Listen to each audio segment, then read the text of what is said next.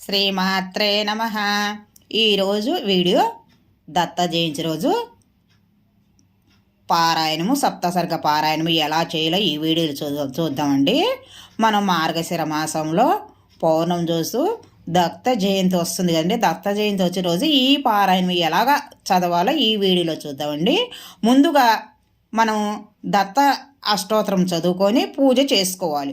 పూజ చేసుకున్న తర్వాత శనగలు కానీ ప్రసాదము నైవేద్యం పెట్టుకొని ఈ పారాయణము దత్త జయంతి రోజు మనము స్టార్ట్ చేసుకోవచ్చు. అది ఎలాగనో ఈ వీడియోలో చూద్దామండి. మనము సప్తాహ పారాయణము మనం గురువారం రోజు స్టార్ట్ చేసుకోవాలి.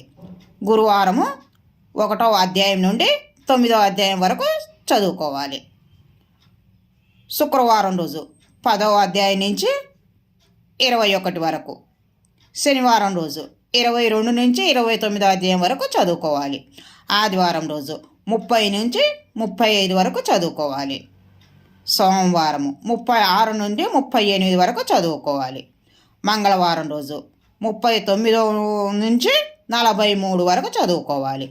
బుధవారం 44 నుంచి 52 వరకు చదువుకోవాలి. ఇలాగ రోజు మనము దత్త అష్టోత్తరం చదువుకొని శనగలు కానీ బెల్లం కానీ అటుకులు కానీ నైవేద్యం పెట్టుకొని ఈ పారాయణము చదువుకోవాలి.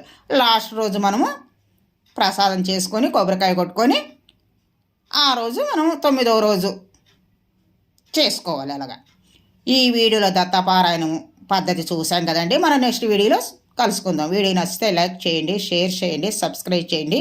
Thank you.